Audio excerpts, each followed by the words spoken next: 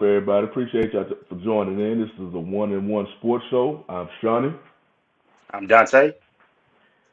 and what's up? And real quick, before we get started, I wanted to give a shout out because I was checking it out earlier today on a particular topic. I want to give a shout out to Black Man and his panel. They recently did a conversation over submission and marriage and all that. It was a pretty good panel, man.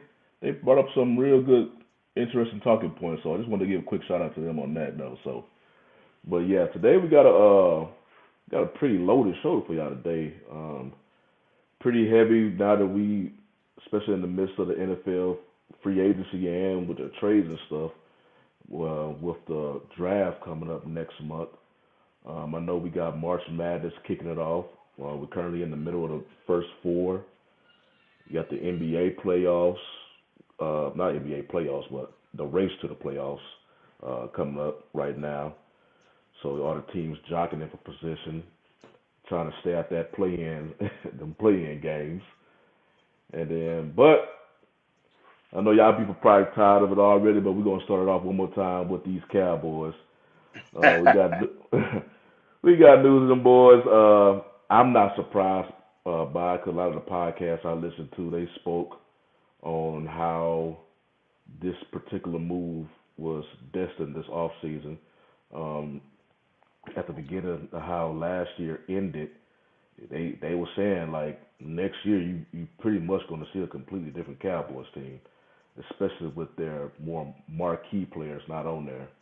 And one of them was just released today. Ezekiel Elliott, he was released.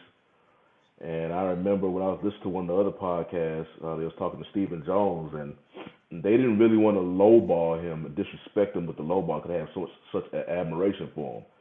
So they just figured we're not even gonna waste our time offering you a lower contract. We're just gonna release you, give you a chance before training camp and all that. Go see if you can make some more money elsewhere. So at this time, yeah, he just wasn't. His production wasn't worth the pay, even if you bring it back on a minimum. It's just, you know, he just wasn't producing. And the thing with the minimum is, and I've heard this from the pro athlete world. Okay, Ezekiel Elliott drafted in 2016, basically since he got there, if not in leadership by like how he is now, leadership as in, hey man, it's our lead horse. We got to keep him good. We got to like somebody had the clip of showing his first touchdown. Everybody happy for him, and he's full of life. Started the jumping in the kettle stuff. You can't have a guy jumping in the kettle that's turned into a leader that doesn't get talked about enough. Excellent job of not griping and complaining about Pollard getting carries. Saying, hey, I want to win. I want to win. Pollard led the team in rushing, as he should, got the carries, got the touches. But you bring that guy in the locker room that pulls up, got the sweet parking spot, got the nice vehicles and everything like that, and got that kind of cachet in the locker room, and then that guy gets cut down. That's tough for him to go back in that locker room and do that. Now, for him to take that into a locker room where they don't know him, where they know him as Zeke, but they don't know him, that's a totally different deal. And when that was put into in that perspective for me, it let me know guys that take that pay cut, man, y'all some real troopers for that. Because I know my pride probably wouldn't let me do it. But just for him to become the player that he's become, and I'm just going like for everyone that just downs him. And I heard him talking on the radio today. It was like you can't blame a player for taking the money that the team offers. You can, he set that up to set themselves up. Like they only have a finite amount of time to make this money. But in his prime, he was productive. 1,881 carries. He had it for 8,262 yards, 62 yards on the ground, 68 TDs on the ground, 2,336 yards receiving, and 12 as a receiver. So all purpose, 10,598 yards and 80 touchdowns. So all time as far as Cowboys, he's third all time in rushing. The other two ahead of him, Tony Dorsett, Emmitt Smith, they got gold jackets. And as far as overall touchdowns, he's second to Emmitt Smith, who, same thing. So it's like you can't say the guy wasn't productive, but the way time he was drafted, the way the running back position is looked at, some teams were already looking at it as, hey, you don't spend X amount of value. When you look at it, you can say, oh man, you took him and Ramsey was on the board, and the way the discussion has been brought up this week, Ramsey was looked at from their perspective as a safety. And it's already been hinted at as Ramsey, hey, when you gonna make that transition to safety? And so they were thinking him being there early. But I mean, you can always question, hey, since 2016, Terry Henry had 34 100-yard rushing games. Ezekiel Elliott 30. He was no doubt productive. I want to say, if it was another franchise, he no doubt would be a Ring of Honor person. But with the Cowboys Ring of Honor, a lot of their Ring of Honor people tend to be in the Hall of Fame. And Zeke is probably about three. I'd say if you still get 10 G's, that's probably where you need to look at as far as in you're productive as a running back to make the Hall, because you just don't run the ball like that anymore. It's normally a dual back system, or use you for a few years and then get somebody else. So it's a bittersweet day. It's not as bad as the Dez day. If people was like, it's not as bad. The Dez day as a Cowboy fan was just like, it was in like before the draft. He pulled up to the facility and they got him driving off. That one hurt. The Cowboys did a much better job of handling this one, but it's pro sports. I appreciate him. He had some. We didn't. Of course, you didn't get where you wanted to go, but it was some good times. Like they showed that clip. I remember being at Pluckers, seeing him take that screen against the Steelers, and I was like, "Now, this dude is it." I was like, he was ridiculous. I remember going to a game. I lucked into a sweet ticket, and I saw him that game where he took that long one against Cincinnati, and I was like, "Oh, we got one." Oh, the And it's one he just crazy. split the safeties going. Yes, and it was Yeah. just like to see that, like, dang, like he had some good times. Like he was just a fan favorite. Like the little dog my mom had was Zeke, and I told her I was like, I guess that's like a keepsake. After this year, unfortunately, he's not gonna be with us. And it's like he's such a fan favorite. So to see him go was tough. But on the bright side, man, the Cowboys made a trade, and then I always felt like they were just saying you have to be involved in trades, drafting, and signing key free agents, not the bargain bin shopping the Cowboys do. And so to see them trade a compensatory pick, which is something they specialize in because they draft so well, so you should trade a compensatory pick for a 32-year-old. I think he'll be 33 at some point in the season. Stephon Gilmore. I think like that's a pretty good move. I know they were looking at Patrick Peterson as well, but from what I heard, like I think Gilmore got a little more in the tank than Peterson. But we'll see. Both of them went to good destinations. Peterson went to Pittsburgh, so I'm excited about the move. It's not the all right. I'm gonna say this because I finally get a chance to say this, and I'll forget it. Cowboy fans, I'm speaking to you. This is not like I saw somebody and I think they were trolling. Don't troll and don't be serious about this. Don't say, hey, we're going to go to the.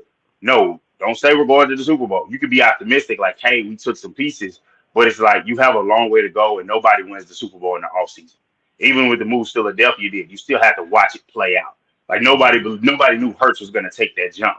So let's just chill on that. Be respectable as a fan, I will say I agree with ESPN. They kind of gave it a B plus. I don't know. You might kind of give it an A minus. Just I think the only downside is his age.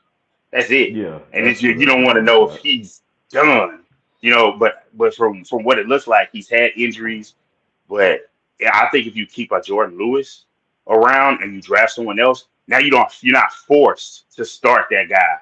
And Kelvin Joseph, I see you post that in HJ bust, absolute bust. I mean that guy is a good special teamer, but you never want to say that about your second round pick. Yeah, he was supposed to be. He had his time too, especially once Anthony Brown went down.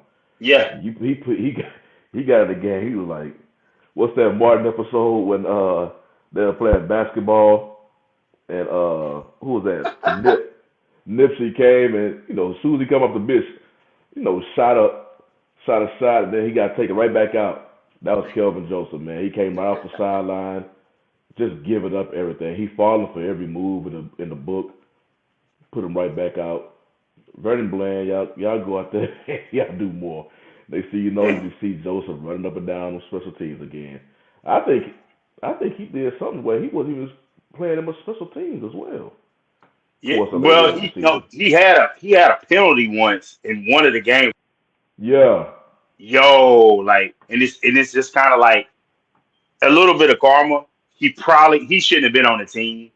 Like when what happened and discussed and being around that type of situation, that, and then it's like you're holding out for the talent, and then since you only draft and you don't look at the other avenues, you're trying to hold on to them because that's a key asset. But it's just like if you look at it, I want to say Sean Lee, no, DeMarcus Lawrence more recently, DeMarcus Lawrence in 2014, and Trayvon Diggs in the 2020 draft.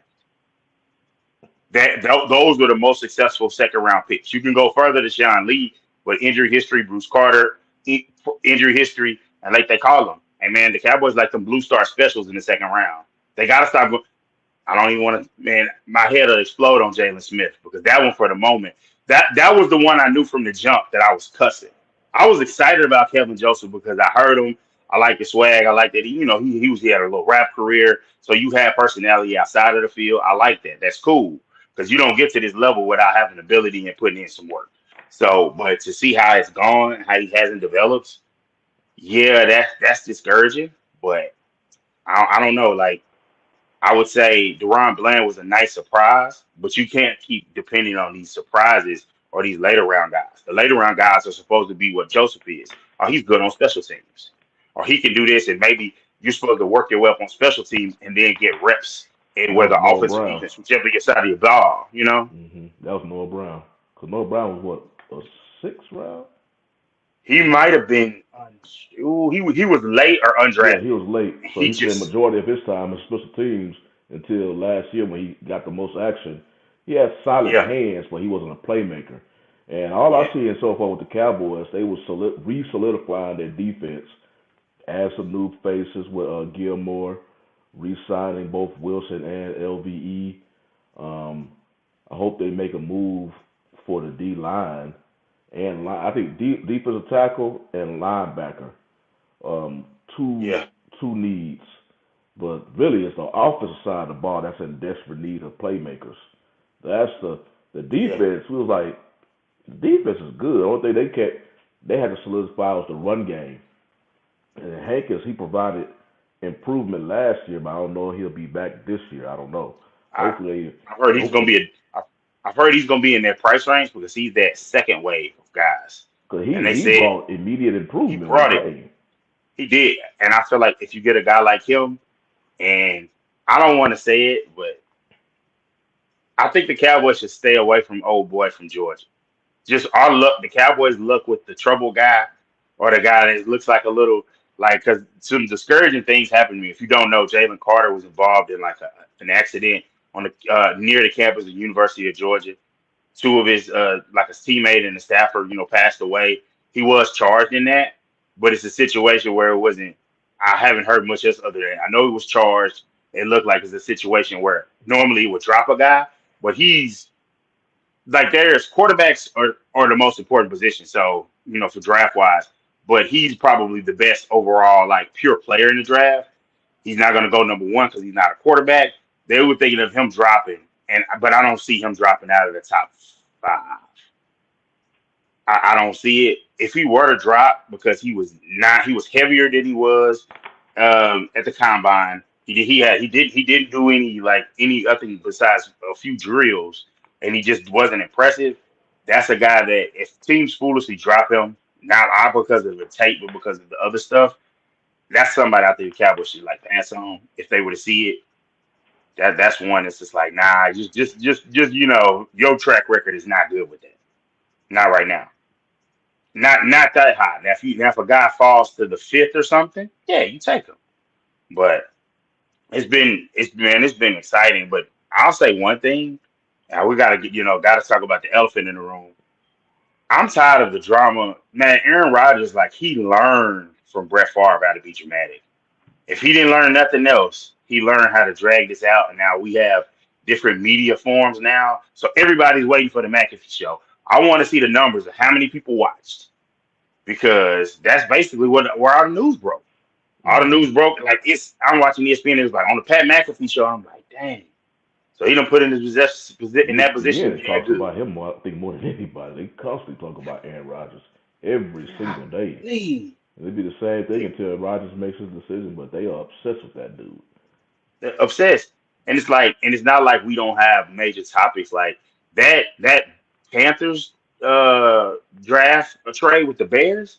That's really interesting to me because you really double down of saying like they bluffed the, oh, we're gonna take the quarterback, we're gonna this. The Bears came out so good, surprise, surprise, you got a black man in the front office, when we get opportunities, we we hit home runs. Like what's the guy from Miami? The, who hit a home run with the Ramsey trade? Was it Greer or? What's that? But I know it's a brother in the front office in Miami, Yeah. and it's just Got like a black head coach too. yeah, when we yeah, I forgot. Damn, I forgot. Yeah, you got Mike Logic as head McDaniel coach, Mike McDaniel look all type of racist except the black man man, he is. and it's like it's another reminder to the NFL. If we get the opportunities, we there, and I think sometimes it's some of that why they're hesitant because they want to keep their buddies and keep things like they are. But Ryan Poles did a hell of a job getting DJ Moore and staying in the top 10. So you get to let those other 8 players go. A few of them are going to be quarterbacks, and you get to pick a top defensive player. They spent some Well, money on Terrell Edmonds. they just lost Montgomery. Yeah, they lost Montgomery, and of course, the buzz went to, are they going to be the team that takes Bijan Robinson? They better not. Because I would That's the say in their Cowboys. position, they could take them because they're in a position where their quarterback is still on the rookie deal, and so they'd be cool with it. They'd be all right with it, and they can spend the money elsewhere. But I would say if a Jalen Carter fell there, they need to take him. If one of the edge rushers, what they might need to look at that guy Nolan Smith, who's from Georgia, extremely athletic. They need to kind of look there to fix their defense because the Bears are known for defense, and their defense has been laughable as of late. And it's just like that's just not their culture. So it's one thing to draft a quarterback and build around them, but they're spending their money free agency wise now. They did spend it on 2 off-ball linebackers, so that's a little questionable. But they got the bread to do it. I think they need to. I haven't heard officially if they've closed their deal with Orlando Brown Jr. yet. That's one that's just like they need that one. They lost Mike McGlinchey from the 49ers. They lost him to I think Denver because Denver's building their lineup. They signed Mike McGlinchey and Ben Powers from the Ravens. So it's just like teams are making moves, they're being aggressive, but I think everybody in the NFC North should be aggressive, except for maybe the Vikings if Aaron Rodgers leaves, because it's like you already didn't win the division, and so the big dog is gone, and then nobody's probably really just fearful of the Vikings. So if I was in the North, like the Lions, I think the Lions, I would look for, if I were them, I would be aggressive this offseason. I feel like they still got the 2 picks to play with, and they're in shape to really do something. But the probably another shocker trade we mentioned, Jalen Ramsey. Like, I want to ask you, Shani, are the Rams since all the, and I hate this as a Cowboy fan. I know Stephen Jones and Jerry Jones and the organization is like, look, this is what happens when you go for it all. And my thing is, you got the ring, but they kept doing. They've been doing this to sustain a fan base in LA basically since they got there. Ever since they traded everything they could for golf in this aggressive type mode, and this could be them paying the piper. Well, that's the decision. They was climbing the ladder. They got to the Super Bowl with golf, and McVay still believed that they needed a improvement at the quarterback position. Plus, they started bringing in other weapons too. That's when they got the Stafford trade and the receivers and Von Miller and all these Von Miller, boys. They was trying to make that run, and they got the ring. See, and yeah, it's the window for that is so small because you can't keep all those players. Last year they lost Von Miller. Now they had to trade Jalen Ramsey because they didn't want to pay him that money and whatnot. So that's what comes with it when you say, okay, we're gonna put all the chips in, but you get your ring. You could be like the Cowboys, yep, a team that's so cap conscious. They just don't want to. They just don't want to, and that's the reason why they keep having all them yeah. compensatory picks because they don't do that much of the free agency, so they just get They those let picks. guys go. And then And the thing is, you can't sign everybody, but stop being so cap conscious, but also cap yeah, stupid. No, negotiation stupid. Like CD, like I know they're clearing this money for my sake. I would have already had the deals for Lamb and Diggs done. That those deals will be done before the draft, so we know. Okay, we got this position locked in. We got this one locked in, and those players are happy. And it shows the big dog. We gonna take care of you too, because that Micah deal is coming, and it's gonna be that deal is Yeah, coming, and that's the thing that really frustrates me. Like sign the guys, but sign them early. So then you look up and it's like you looking at it this off season. Did we talk about how much Daniel Jones got? His deal is like in the Dak range, and now Dak's deal looks like peanuts. Like he's dropped all the way down. And imagine if he had signed the deal earlier. And it's like they never learned a lesson. Like you can't. This is not a different decade. Deadlines making deals. That's not gonna work. Like that can work with negotiation for labor, because at the end of the day, the owners are gonna win, the players are gonna, do the best that they can, that's a topic we should get into another time. But as far as your deals with your contracts, you don't win. Ezekiel Elliott, you did not win. Dak Prescott, you did not win. DeMarcus Lawrence, he put you in the corner because he said he was getting surgery with his shoulder. He held it off. You did not win. I think you won on Tyron Smith, who's still on the roster, which is that's questionable. But you won on his deal. I mean, you could have won if Jalen Smith had a need at work, but you lost that deal. You lost the Collins deal. I mean, to be honest, you won the Amari Cooper deal, but you just got mad at him over the vaccine stuff, and you got rid of him because his deal. Look at his 20 million he was making as a receiver, and receivers was getting 27, 28 last offseason. So it's like even when you do win, you lose. So it's like they have a habit of when they mess something up, sometimes they fixate on it. And last year they fixated on they wasn't tough enough. So they added Tyler Smith, they added Sam Williams in the second round. They added a couple of guys like Jonathan Hankins later, for the toughness factor, even to Anthony Barr. But now you lost because you didn't have enough explosiveness, and your quarterback just didn't play worth the damn. He played worth the damn one week. Next week he didn't. Can't do that. But that's inexcusable. But now are they going to learn a lesson and go and get a receiver? Like you can't depend just on the draft because this draft, from I've heard repeatedly, it's names. Like if you watch college ball, it's some names like Quinn Johnson from TCU, Jordan Addison, a former Biletnikoff winner at Pitt, yeah. I and like transferred to Johnson. USC. You like Johnson? Yeah, I like Johnson. He's a pro. I, I He was the only he was the only person who did anything in that yeah championship game. And that yeah was on a he's a busted play. Other than yeah that, TCU just got. they just got what was crazy about that is that's just how good they were. That guard for TCU, that guy is a first, second round player. Steve Avila, I believe his name is.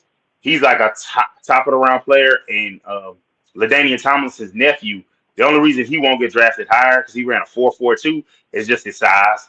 He's like 5'9", so he's gonna be labeled, hey, you're a slot corner, and so he won't go as high. But I don't know, man. Only thing I worried about Johnson, I wanted to see his splits from his running because he's a bigger receiver. And when you get to the league, I see the big guys that can make plays. I wonder, can you separate? And I used to think, oh man, he can go up and jump up and get the ball. And now I look at for receivers that can separate. And normally it's your Jeffersons, your Chases, those guys that are closer to normal size. But when you get the ginormous guys, they can't. And so that's my only thing with him. So they need to at least add some guys and still add a receiver because you never want to go and be like, I need this position. It's glaring. Unless it's quarterback. If it's quarterback and it's just glaring, it is what it is. They know you're getting one. But any other moves in free agency that really caught your eye? Trying to think. I'm trying to think of something that happened day one. Well, when it was just verbally committed. I think it officially started today, right? Where they can actually sign. I think Yeah, everybody else today was doing today like, everything came official. yeah, I think everything else was like earlier this week was just verbal. Um, Not really. I was just laughing at the whole. The dude not even on the team yet, and he already got the Jets filling out his demands.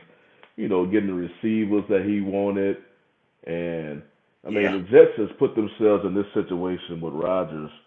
He's literally the only thing they have left, and that is the Jets are like the Browns.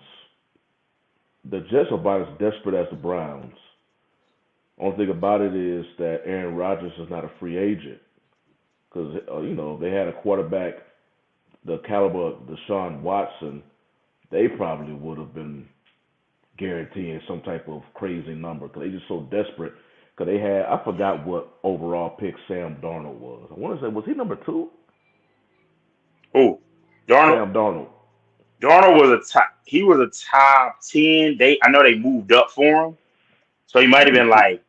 So they used two draft picks on top 10, Hmm. top 10 picks on quarterbacks with Darnold and Wilson. Both of them just struck out. I mean, And Wilson just got to the point where he done pissed everybody off so much in the locker room yeah, and his lack of play. They just said, man, we just and on year two they gave up you on too. him. And here's the funny thing about that. And this speaks to the draft process and how like the black players are treated. When black players, you put all so much emphasis of like some of the extracurricular stuff, like, oh, I didn't like this about him, I didn't like that about him, I didn't like this, and that player will drop. You had a guy that you knew, and I want to say they got mad when Booger McFarland brought it up. You had a guy that grew up affluent and was really talented athletically. So in the world, especially of a young man, you got the world at your feet. You got money, you got the athlete, you got the athleticism, you got, height or whatever, and so, yeah, so, women might be interested in you, whatever, dudes probably hating on you, whatever, but everybody wants to be cool with you. He didn't interact well with everyone. Everyone kissed his ass on his way up.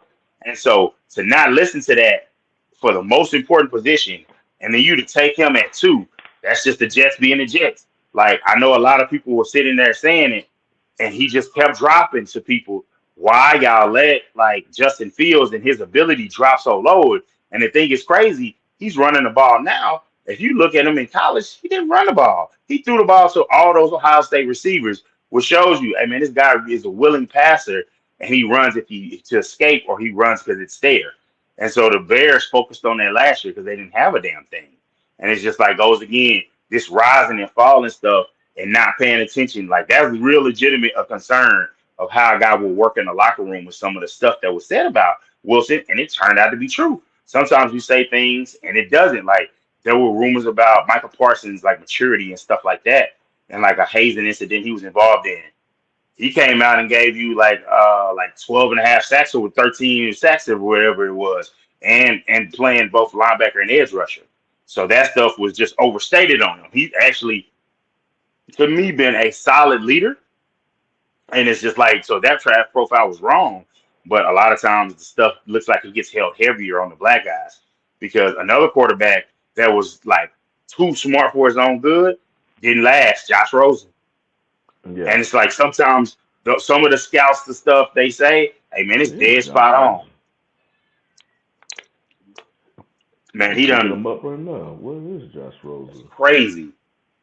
But um wait, so I'm reading right here. It's showing that the Orlando Brown Jr. he's in free agent talks, and he said he didn't get specific, but it looks like he was talking with the Chiefs again, and he's still the top guy as far as the free agents that are left. But I'll say a big move that happened that was kind of like, oh, okay, so you trying to bolster your team even more was the San Francisco 49ers picking up Javon Hargrave first Hmm. day of free agency. Just rich getting richer. So you got Hargrave, Well, they're not spending no money on Armstead. the quarterback position, so they might as well spend it. They still got Yeah, this big question mark on the quarterback because they yeah, don't know what Trey and Lance is, and then if he actually going well, Brock yeah. Purdy, I don't think he's gonna be able to play at all next year. Yeah, like, and I don't think people realize that they keep like someone said because they signed Sam Darnold. Speaking of him, he signed Yeah. with the 49ers. Perfect place for a bad quarterback, and so they were mentioning that. Did he get mentioned that Brock Purdy was going to get traded or Trey Lance was going to get traded? And I was like, I guess y'all haven't heard. That guy had to get his surgery pushed back He got his surgery pushed back because he just, it just the swelling was too much. So if he hasn't had the surgery yet, and this is March, it's not baseball, but it's still a position. It's still a tough Is he injury to getting bounce Tommy back John? from. Yeah, Tommy John. Yeah, if Yeah, he gets he's Tommy John, you basically out for the next upcoming season. You ain't Yeah, going and that's what I think.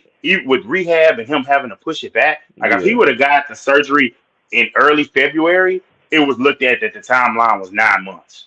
So he was going to be deep into the season. The thing is, Darnold is going to be able to compete to either be the backup. He's going to be the backup to Trey Lance. Like Trey Lance had a broken ankle. Trey Lance, I would assume, unless there was some major setbacks, Trey Lance is going to be running around and throwing the football at mini camp and OTAs. And he knows Brock Purdy just lit it on fire. And my thing is, and I'll stand by this, may have any troubles or whatever you may say. Imagine what Brock Purdy was able to do. But now imagine this with the athleticism of Trey Lance. So now there's that added element of, oh, I got McCaffrey back here, and at any time I could pull this football and I could take it 30 yards and just drive your defensive coordinator nuts. And Hmm. during the game planning week. And so you got I think Brandon Ayuk, I think they still have him. Of course you got, the Swiss Army knife and Debo Samuel.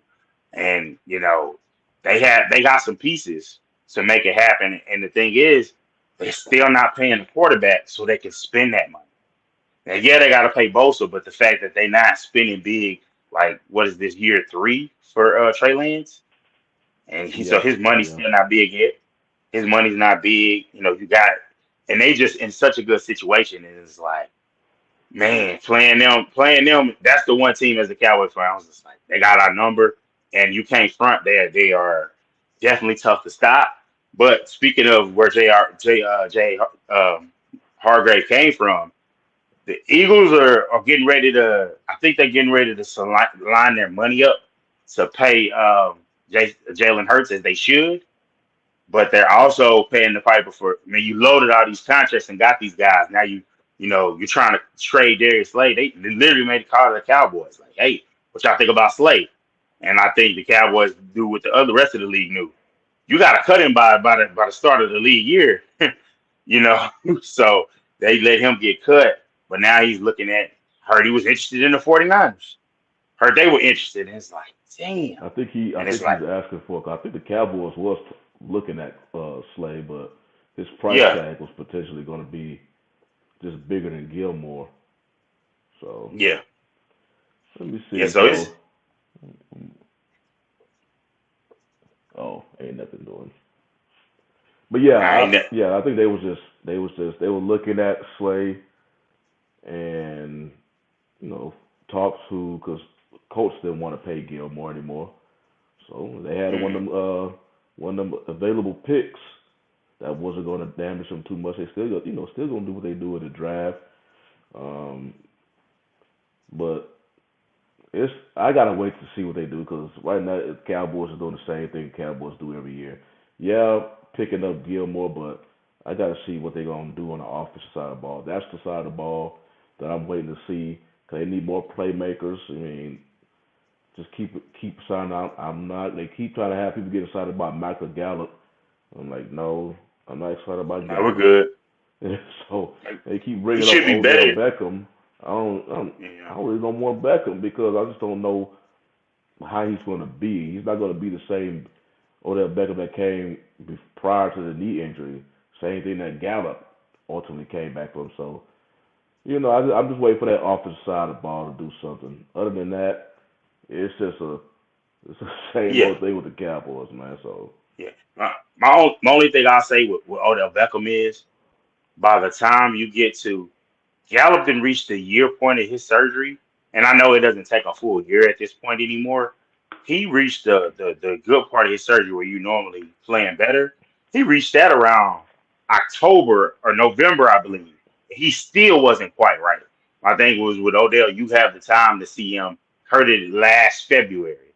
So if you heard it last February, by the time you get to, OTAs and stuff like that in minicamp, you should be able to know like if he's further along. So I can understand them not signing him, but off the strength of he's still gonna be a threat until he proves that he just sucks.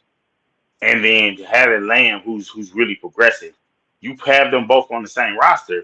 I can understand that. Now you still draft a receiver, but they're in position to make that happen. I've heard continuously they've done a lot of work on Odell, and it's one of those. And I wish he would do it more often, but he's letting his son take over. I wish Steven would, Jerry would grab that wheel, but he's letting Steven do it. But in this case, if it happens, this is a Jerry move that he's talked about, and so it'll be interesting. I'm more interested in DeAndre Hopkins, he's on the trade market. So Hopkins is out there for like a day two pick. So I'm thinking second, third rounder, maybe multiple, like another late round or something, depending on how it goes. But I don't know. It's some pretty good. It wasn't like the best free agent class, but it are some useful people. One player that I will say maybe he's cheap, but he can help the defensive line for sure. And then Calais Campbell is a veteran that's trying to go get him a ring. You get you some of them older vets, and you mix them with some of those young guys with some talent. That's a good formula that I like to have. And like Campbell is a guy that when they run that base 3-4, he's on the edge and he's gonna help protect Mike and them. He's gonna do that. Third down, you move him inside, and he's just massive. What is he like 6'8", 6'9"? Just a massive guy, Mm-hmm. and he's one of those guys that you look at it. It's over 100 sacks for his career, and he's a Walter Payton Award member. Those guys, I bet you, when we look back at it in 10 years, a lot of those guys that get the Walter Payton Award that are special players, that's their calling card to make the Hall.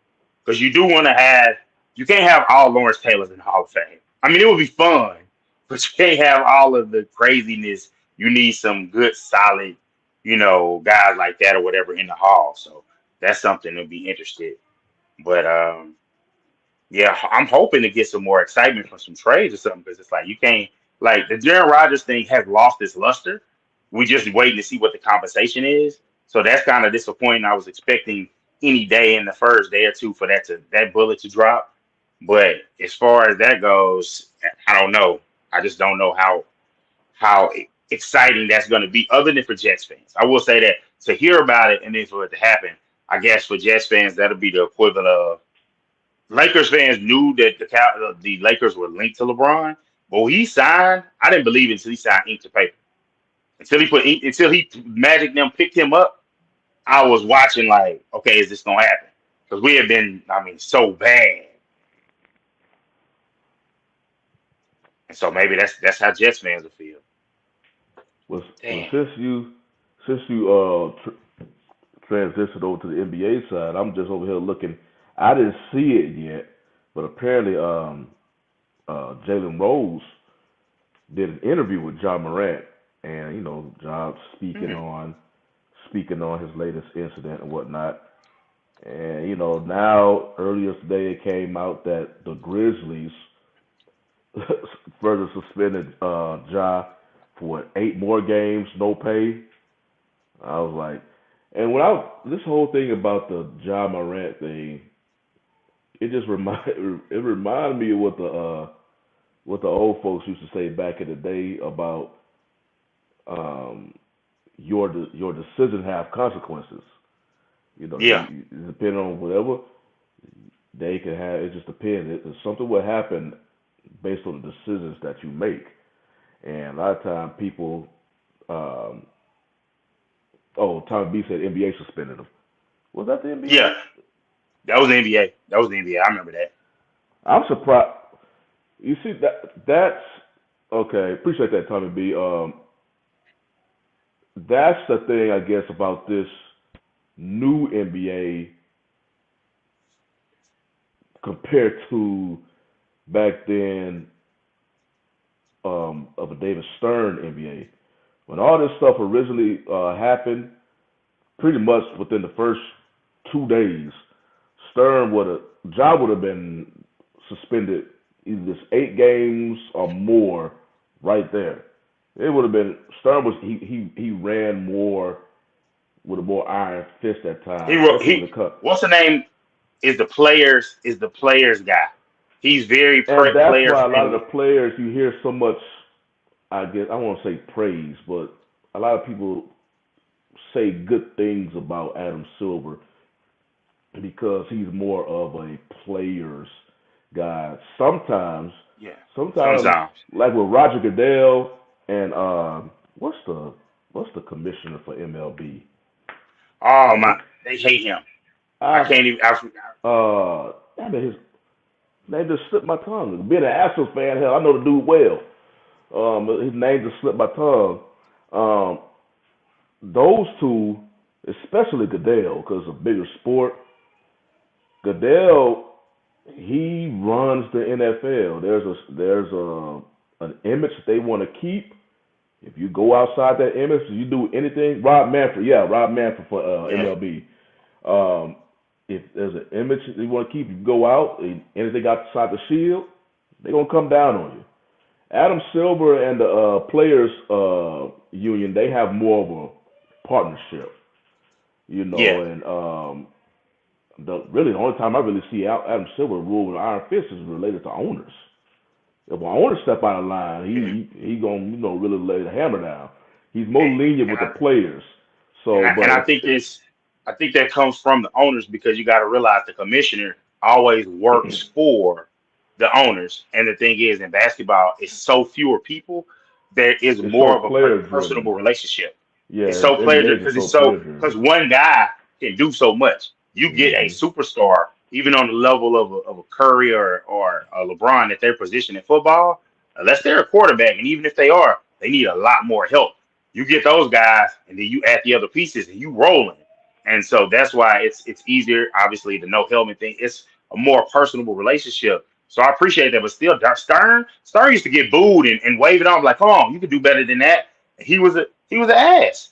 He He didn't ran. care. His And priority was running the league. That was it. Running the league. This yeah, the league. We got our standards.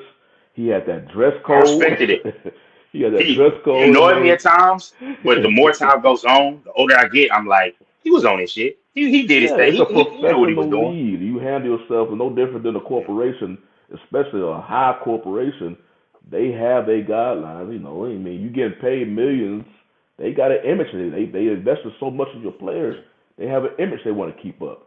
And but And, Adam Silver, since it's more of a partnership with the NBA PA, he's a little bit more lenient and stuff. So I just reminded me with this whole job, if that was back in the Stern days, this suspension would have happened much earlier. But yeah, it's a learning experience for Ja, but he's really finding out that your decisions have consequences. And a lot of and you people gotta talk about the social media aspect of. I'm like, if you can't do something, 'cause a lot of young folks they had this false invincibility type complex or whatnot that they could do anything, they could just do anything. But you can't do something, and if you get caught, complain about the backlash. If you're a public figure, and especially if you are employed by the NBA, where not only you represent yourself, you represent your organization, and you represent the NBA, the collateral damage for you could be greater because, as you can see, Powerade, went away from it. It's just a bigger just because of that one decision. So when I saw that, I yeah. was like, well, I guess that's what the old folks be talking about back in the day. Job Man, found I out the tell you hard what, way. I know who not leaving. Nike gonna stay down. Nike gonna stay down because here's the other thing about him.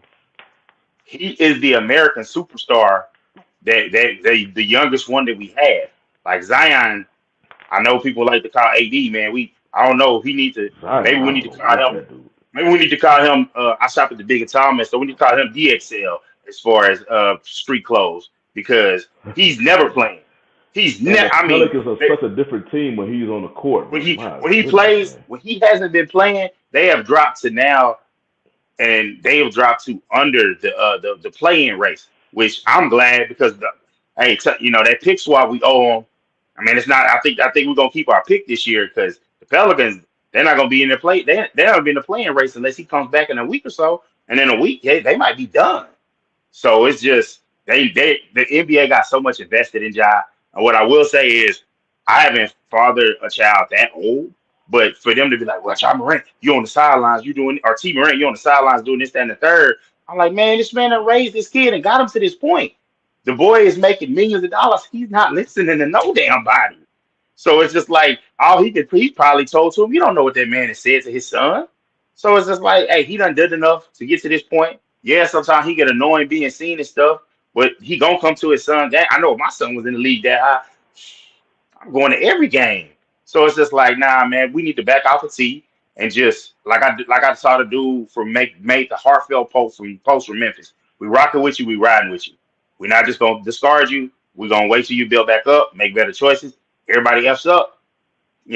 Players mess up. Hey, that's all you can do is be like, hey, learn from it. But I will say, if you drop what is it, 50 bands in the club that he was in, and y'all drop that tape, that club is wrong as hell. That club, man, come on, bro. How you gonna do that, man? Like that? That man was having it. If you front the video, he was having an excellent time.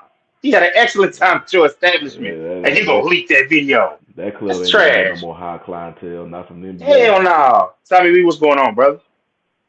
Nothing much. Yeah, that was some sucker shit. I ain't like that at all. But I At all. extremely disagree with you on the Team Morant thing, bruh. I don't give a fuck how much money I got. My daddy snatched me by my motherfucking. I'm 40, and my dad is still snatched my motherfucking ass up. Money ain't got shit to do with it. The problem is he done turned into a homeboy instead of a dad, and Yeah, I think that's the problem. Can't nobody take away Okay. from what he did raising him. Period. Point blank. Nobody Yeah. can take that away from him. But when you basically watching your son crash out, nah, we gotta hold you accountable, bro. And I get it. They might be having discussions behind the scenes, but what we're saying is clearly that shit ain't being effective. And if he didn't stop listening to you, that's still again a you thing as well. You know what I'm saying? Like it just it's something is disconnected there if he ain't listening to Pops and Pops are when they got you there. And then it makes it worse when you see when they see you out there acting like a homeboy, then it just makes it worse because perception is everything. You know what I'm saying? Like, hey, your son is out here about to fumble this bag. You need to get on his ass. Period. Point blank. And I get what you're saying because, like I said, he done did a hell of a good job raising him. We can't take that away from him. But bruh, he about to fuck all that work you did up on some stupid shit. I appreciate you saying that. I'm gonna walk that back. You putting it like that, I know what my daddy would have did. And so yeah, he would have got on my man. That wouldn't have happened. Like, nah. and, and Uh, I'm that's with you on that. You're and right, I'd that's have the bro. been on You're thing. right. national I, TV getting my ass whooped. They'd have been Yeah, laughing at me. I was wrong on that. and I that's the take I take that thing. back. Tommy B, I appreciate that point, that perspective, bro. And that's the thing about the decision that Ja had. Yes, it's a learning tool, and he'll be able to get over it. As hopefully it'll just be a stepping stone to his career, and he'll be able to move forward. But because it was just so public, now you have because now you got these other crowd like Fox News or whoever these other news media. Now they gonna sit there and judge. 'Cause like that's the whole thing about Ja. He came from a good family, so he was raised We right. need to be promoting that. We Yeah. need to be So but he promoting the got family he came because from. what he did was just so public and so publicized. Now people gonna look at T Morant like he's not doing what he didn't raise him right. That's far from the truth. His boy was just like Tommy just said, man. Somewhere down the line, I guess once Josh started being more successful and he got into the league, he kind of made that transition over from a dad to more of like a homeboy, and Josh kind of started leaning the wrong way with that a little bit. But as far as him being raised, T. Morant did a hell of a job raising Ja. It's obvious because the proof is in the pudding. You see, you didn't hear Ja really get in no trouble before this. So, but because it was just so public what he did, now this the other side of the tracks, and now they judging, and they gonna look at everybody, man. If it's cause a lot of times because T Morant is so visible because he's on the sideline, usually when a player mess up, you don't really see them talk about their parents. The player just takes all the heat. He just takes all the heat. But because one of the parents is visible on the sidelines, all he's doing is just supporting his boy. Because he's so visible on the sidelines. Now, okay, if your kid mess up, they kind of giving them an avenue. Okay, start looking at you for whatever reason, just collateral damage. We're like so. It's just an Nah, unfortunate thing. bruh, I honestly I don't even think it's that. I think it's the way he's been acting in public. You getting into it with Shannon Sharp. You on the sidelines drinking. And listen, it's nothing wrong with that. But when your son starts acting an ass, and then we're watching the way that you act, that's when it's like, hey, bruh, what's going on? You Tighten understand up. what I'm saying? Like, if he was just sitting there chilling or whatever, and not saying that he has to, but if he was just sitting there chilling or whatever, and acting as a parent, and I don't want to put it out there like he not, because he should be able to enjoy himself. But Yeah. uh, when you acting this way and your son is acting an ass, and it comes off as if you're not even tripping, and I think that's why everybody's on him, because it's like, bruh, like you should, and it's kind of unfair, because it's almost like we want to see publicly like you tripping on him, and it's like, that's probably not how it's gonna be done, because but at the same time, it's like, yeah, if my son is out here tripping, I'm not about to be at the next game with my cup in the air dance. Like, nah, nigga, I'm tripping. Hey, you need to get your shit together, bruh. You know what I'm saying? So I think it's hard because of the image. Like, we almost expect to see him angry in public. You know what I'm saying? Because Ja tripping or whatever. And so I would say that part is kind of unfair.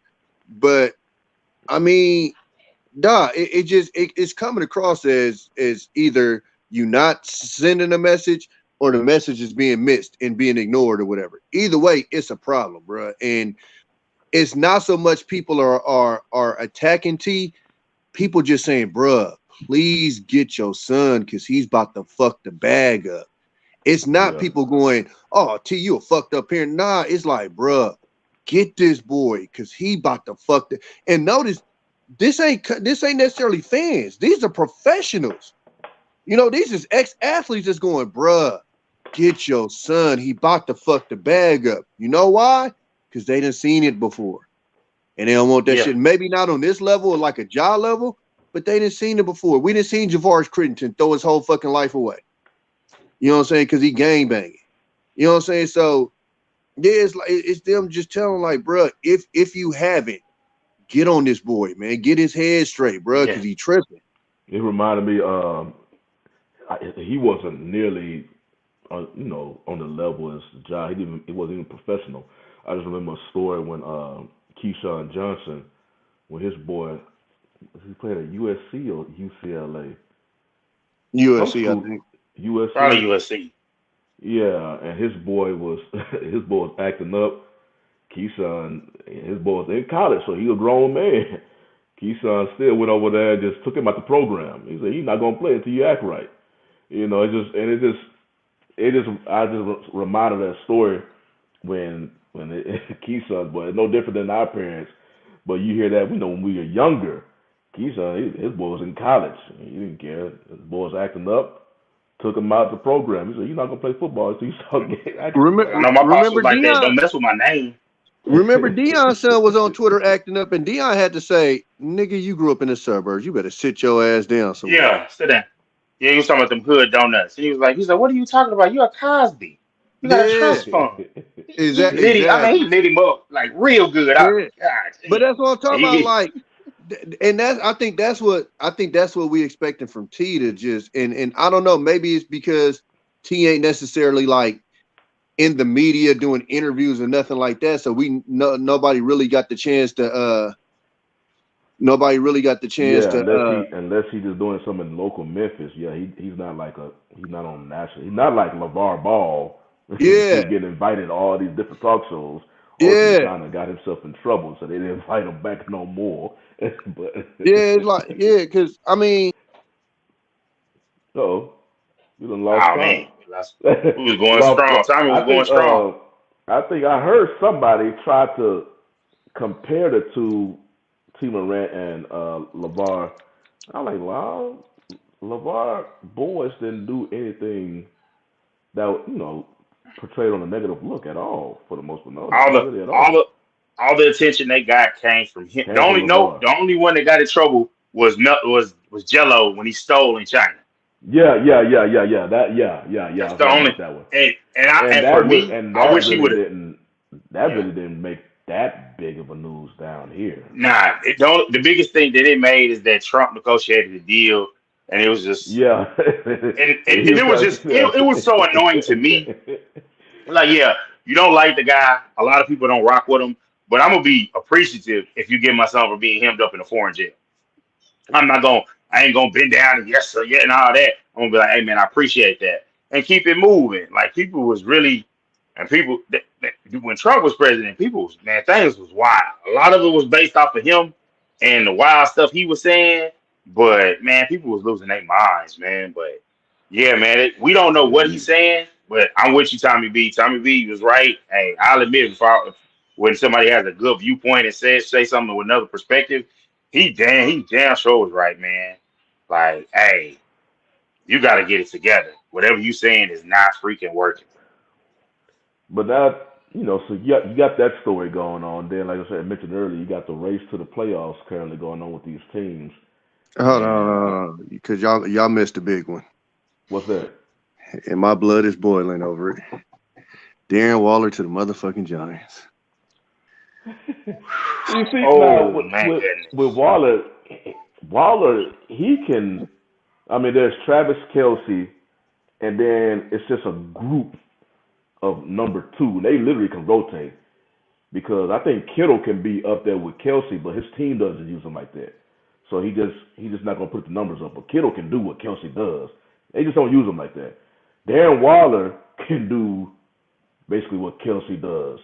Now he's my problem. I don't know when it comes to route running because Kelce's just such a masterful route runner. But the skill set and all that, Darren Waller can do that too. So they could just rotate. It's just Kelce just happens to play with hell the way his career going. It could possibly be the most talented, greatest quarterback outside championships. Just talented quarterback we've seen with Patrick Mahomes.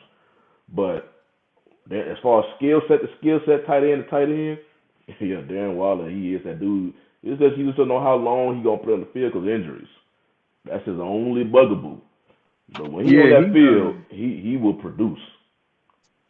I don't know if y'all heard the story, but our goofy ass coach announced that he was getting married, that Waller was getting married before Waller announced it to the public, and apparently that pissed Waller off a lot. Not sure if that's why he got traded. Another rumor I heard was Waller was trying to get another contract, which is weird because he literally just got a contract last year. So I don't know which one of them is true. It was just weird as fuck that we traded him. I'm not happy. And the thing about it, he got married to Kelsey Plum, who plays for the Aces. Yeah. So they both were just living their life in Vegas. Yeah. I think she even put something on Twitter or Instagram, whatever. I forgot which one. Said he mad because he went invited to the wedding. Yeah. Now they got to do the long distance relationship. I'm like, oh, man, that one is tough, man. That's like I'm not sure exactly. I guess I was gonna say I'm not sure what he's doing, but I know what he's doing. McDaniels is trying to do Patriots West, and every coach that tries to do that, it doesn't work. When you try to just take that regime that works over there, bro, it don't really work like that. And so I see him doing that, but I don't agree with it. So it happened it happened in Texas. It happened to the Texans when they got O'Brien. That's why for the longest they was calling it the Patriots South. They just believe that they can let talent go. So he did that with Jadeveon Clowney. He did that with We just signed like 3 or 4 Patriots. We've signed the receiver. I think we signed I want to say a lineman or some shit. They just, I don't know what it is. They think they could just bring that New England success with the experience up there, and then it'll just automatically translate it. We ain't want that bullshit over here, bro. We don't fuck with the Patriots. Right there. Yeah, they had because of the quarterback they had. You know, if you get a quarterback as legendary as Tom Brady, then you could have some success. Oh, not to mention we got Jimmy G. Like just straight Patriots West. Well, this shit is, man. A lot of motherfuckers don't even know he came from the Patriots. Yeah, he made a pit stop in San Fran. It's just like the Texans did the same thing, but the Texans was getting both players and front office dudes. That's why that whole Jack Easterby stuff. Yeah, because ain't Casario from there? He's from there too. See, the whole thing with them was they was trying to get Casario from them earlier, but Belichick filed tampering on him. So a year passed, they didn't get him, but Of then all people. and then exactly, and then a year later happened after the O'Brien era. Then they was able to go back and get Cicero, how you pronounce his name, as a GM. But yeah, if you look at the Texans, it was a thing in Houston. They was pissed off. They said this is a Patriots South because they was getting players, head coaches, GM. I'm like, why y'all getting everybody from this Patriots? And now Yeah. the Raiders are trying to do the same thing because it starts with one of the coaches. He'll come, and I guess he just start bringing everything. The main thing about the Patriots way is they don't want to pay these dudes because they think they good at identifying talent. Yeah. And I'm like, dude, the main thing about And the you, Patriots is because they had Tom Brady. You don't Tom have Tom McVay. Brady. Yeah. Yeah, Rob, I see you right, man. Y'all packed Patricia up out of there real quick. And look, man, y'all found a coach that everybody thought was an idiot. And like, man, y'all got a lot of momentum, Rob. I'm not gonna lie. I want to see what y'all do in the draft because it's like, look, y'all been down a long time, so it'd be cool. Rodgers is leaving. That division is up for grabs. Y'all need to go seize that. But they're gonna learn one day. I think Every Jared Goff team is a has to good, better pay some big quarterback. money guys. You got to pay guys, especially if you get a good quarterback, you pay them. But the whole get rid of them a year early and all that kind of stuff, you can't always do that. Sometimes you got to let a guy walk, get the comp pick. Sometimes you got to, hey, you're not happy, we're not going to give you the bag. You trade them the year before. You can have some of those instances, but sometimes you just got to let it play out. Because it could be like Chris Godwin? They let it play out. He got hurt. You bring him back on a 1 year deal. You see if he's healthy enough. Then you bring him back, or then you let him go. So it's that's just What's what it up, Big is. Mike? What's going on, Big Mike? But I understand. I understand Tommy B's frustration with that whole Patriots No, influence coming to your that stuff organization. is I don't know why they do that, and it seems, and that kind of, if you're gonna go down that rabbit hole about these head coaches and their coaching tree that goes on to try to have this influence on other organizations. You see that with the Rams and McVay and his coaching staff, and you touch the holy grail of McVay. They coaching staff will yep, go sprint and seize a plus league. You will figure you will see that with the Chiefs. And like I say, you go down that rabbit hole and come back down to the Chiefs and Eric Bieniemy and the success that franchise has been having the past 5-6 years, and he couldn't get a head coaching job, but you saw that happen everywhere else when you got this staple as a head coach. Belichick, a young Sean McVay, and of course an Andy Reid who's just as established as Belichick. But that's just going down that rabbit hole back to Bieniemy, who had to go take a lateral position. I don't care what people yeah. say it's a promotion in Washington. No, it's a lateral, man. He should be a head coach. You don't That's produce what lateral. he do as a that's a lateral. You don't Yes, produce it's what you do in crazy, an man. offensive coordinator to go get another offensive coordinator just to be a secondary head coach. No, your next step is the head coach. You don't need to go to half step to go. Nah, man, you go to the head coach. That's a lateral to me. I know he got a pay raise, and now he can play call But to the floor, but it doesn't. It's Washington. It's really a yeah. downgrade. That's why they was It's a that's why they terrible was voted organization. last in the teams thing. They had the whole I forgot what they officially called it, but they was last. The whole Yeah, environment, yeah. they finished That poll last. they had. But yeah, like I know we got a little bit of time left, and I know Let me it's ask not you. as important as it used to be. I gotta bring up March Madness. I got like a couple brackets I gotta make.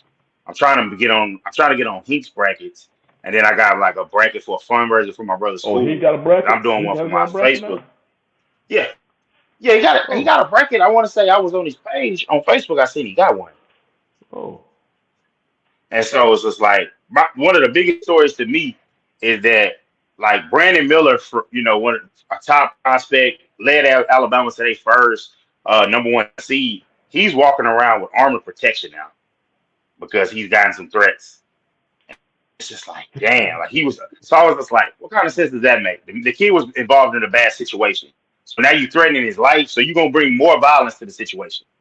Just and then like he's trying that's to just downplay it, like, oh, I inconsistency. always, have security. It's like, nah, bro, this is something different. Like the coach was honest about it, and it's just like, man, It's unfortunate what he was caught up in. Now he's trying to play in the tournament. And I knew it was going to be a bigger story as it goes on because some people don't believe his story.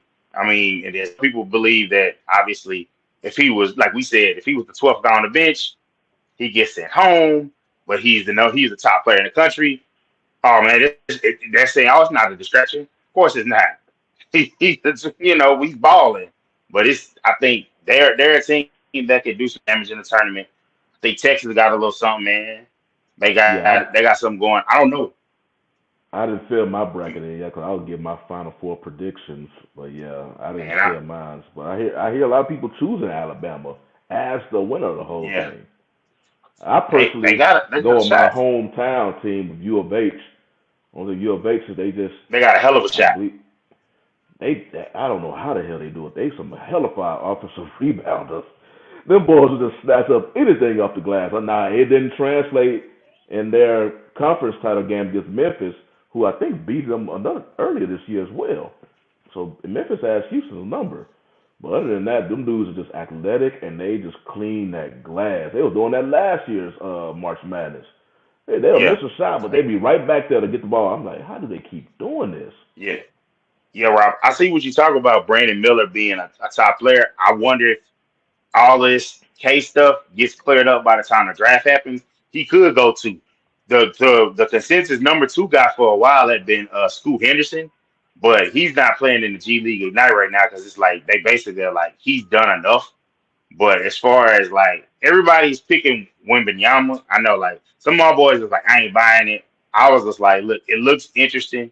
You take him and you see what happens, but it's just I don't know. I wonder if he's gonna be able to live up to that hype.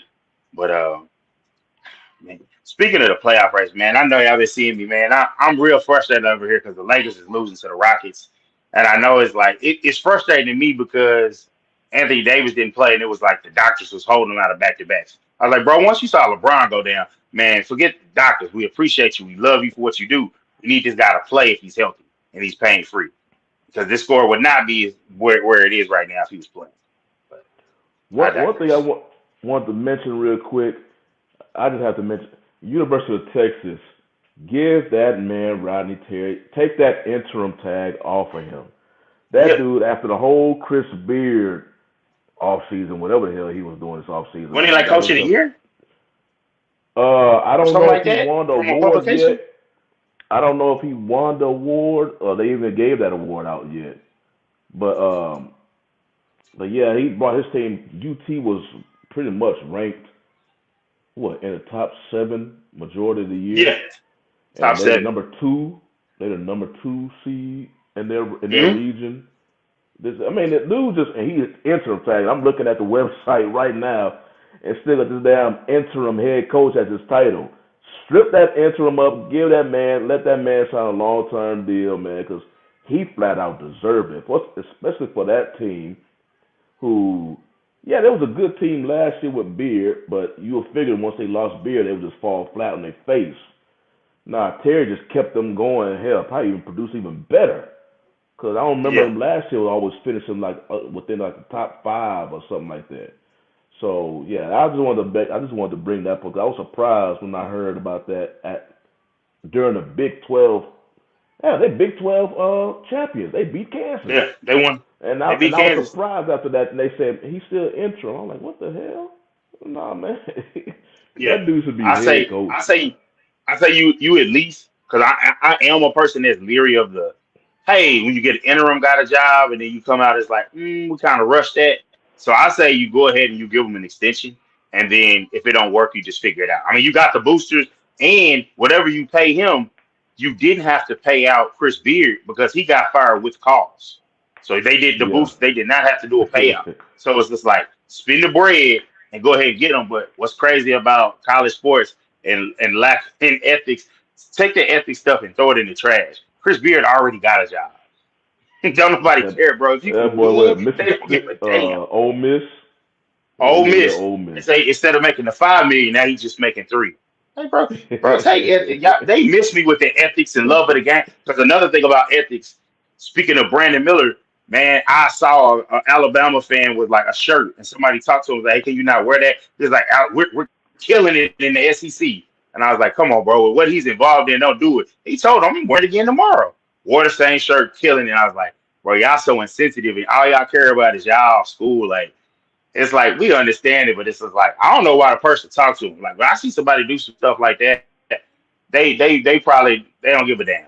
They don't care. They see everything through the tunnel vision of their school, which is Alabama. So he doesn't care about that young lady that's 23 that lost her life. He don't give a damn. What Yeah, so it's just they like, will say something if that particular individual is not associated with their team. oh As yeah. soon as If that was a he comes to their if that was an team, Auburn Tiger, yeah. yeah, that's the college game for you. But I got to get this bracket and go on and pick me a winner this time, man. I don't know, because some of the normal characters I don't know, but the way Memphis looked against Houston, I don't know. And I don't want to just pull for Penny because I know they was trying to, they didn't want him in the game, in the college coaching game anyway, and so they was hating on him from the jump. Well, I don't want to just let that bias overpower me. But them beating U of H, that was a damn good win. Yeah, it And was a so, good win. but with U of H, with I like they coach too. Sampson, they gonna play D. They gonna play ball. It's just that do they got enough or where they kind of catch that break? But it ain't the Final Four in Houston. Yep, Oh yep. no, dang! If they do that, the city gonna go crazy. They gonna Well, be out of there. Well, Houston has. Well, yeah, they hosted the Final Four, but yeah, not with U of H potentially there with them. The city they recently, because the basketball team has been playing a whole lot better. I know back when the football team had that little bitty run when they could have made it to the they was bound to go to the national championship game, but then lost the last regular season game against Navy, and mm, that's where they beat Oklahoma, Florida State. They were supposed to do what TCU did this past college season, a team that wasn't. They didn't want them to be in the Final Four, but they was going to be in the Final Four. And when they lost against Navy, they had a sigh of relief because I believe that U of H team would have did some damage. They would have did more than what TCU did, and because that team was just dangerous. That was with Ed Oliver on the squad and stuff like that. oh Ed, yeah, But I remember yeah, that when they had Ed and them, and they was yeah. Dang, Rob, yeah, we about to shut it down, bro. Dang, you. Hey, we got to yeah, get you on go. here about them Lions, bro. It's yeah, I like know I ain't gonna lie. you got another show after this. That's why we don't want to we don't Yeah, want to hang on too much. But yeah, but yeah, I guess I give my final thoughts before we head out. Yeah, basically, hell, I already said mine really about the whole UT head coach thing. My whole thing, I guess, maybe, because sometimes they be like, hey, just focus on you straight. Just focus on this season. We'll take care of all that other stuff in our season, but you straight. And maybe they gave him one of those, because they don't want to mess with their flow. Go ahead and coach, dog. Go ahead. Don't worry about the contract. We got that thing pre-written already. Hell, we may add a bonus on there at the end of the year. Go ahead and just coach. We'll take care of all that stuff at the end of the season, off season. So maybe they did all that because that dude, he deserved to be head coach with the job he's doing the whole season. Ain't not he just came. No, the whole season. This is his season. Beard stuff happened in off season before the season started. He was out of there, But this is his season. He's able to do it. So much yeah. props to him. Yeah, it's even worse. I think it happened after a big game. It was breaking when I was driving to work. There was like Chris Beard was involved, and of course the woman retracted everything. But I don't know, man. Yeah. The only thing I got as a closing arguments, man, is this. I will say this: as far as having a team that's been in and around the playing stuff is working. We know they take it for Wembanyama, but when you look at the bottom of the standings, it's only two teams that are already eliminated, and on the West side, and that is the Spurs and the Rockets. So everyone else is at least Yeah. looking like they're trying to win, and then other teams. So it's not making tanking look so bad. So I say, well done on that. And Lakers, man, if we can get a damn win, we'll be 500. And I need them to be 500 by the time I go see that game next week. I'm not trying to see no trash. And I already bought this damn ticket. I just want to You're let right. You Rob love know. basketball. Hey Rob, we about to beat your ass again. Another year, another Warriors W. Goddamn. I don't give a fuck what hey, y'all going through, nigga. We about to smoke you niggas again. hey, The hey. Warriors need to I figure out how like to the win on beat. the I road like, for whatever reason. I, yeah, I like that beef. So we go, man. Tommy B, I appreciate you. We're gonna close it down on some beef. I know. Let me see the guy. Hey, hey, bro. I would more than glad to do it, bro. What day do you do your show? Because I'm not. Yeah, Let you me just see. let us know the day and whatnot. Let us know. And I try to come as long as, my little one, she may take up some of my time, but I try to make plans to come on there. I don't mind talking more sports. I gotta make sure I jump up on Henk's show again as well. I jumped on his one time, so Yeah, we Did need to y'all jump catch on that. We need to jump on did that. y'all interview? Y'all did an interview with Jalen Rose. They yeah, sent Man, out I the yeah. just clip. seen it pop up. I Okay, didn't yeah, see they it just sent yet. the clip out. It's Yeah, not the whole thing, but he basically said the gun wasn't his, and basically like he know what he got to lose now, and yada yada. So hopefully this shit get him on the right track though, because I like the little nigga. You know what I'm saying? yeah. Yeah, Me the yeah, I same. like him. I like him. Are you Central But yeah, Time, Rob. Rob? What time zone you in? 'Cause at 8:30, if He in Memphis, so I think he He, oh, he East. Okay, so it's 7:30 my he's time. okay. Okay. All I right. ain't a I bad think he time in at all, Memphis. man. I could be up. I think he in Memphis though. Man, but just get at us, man. Hey, man, Tommy B is always broke, my brother. I For appreciate sure, you. Appreciate it, man. for Everybody in the sure. Yeah. chat, man. Hey, we gotta. Man. Hey, we'll be back next week with some bracket busted and everything like that. So we the 1-on-1 sports show, man. We are out. All right, y'all. Peace. Peace.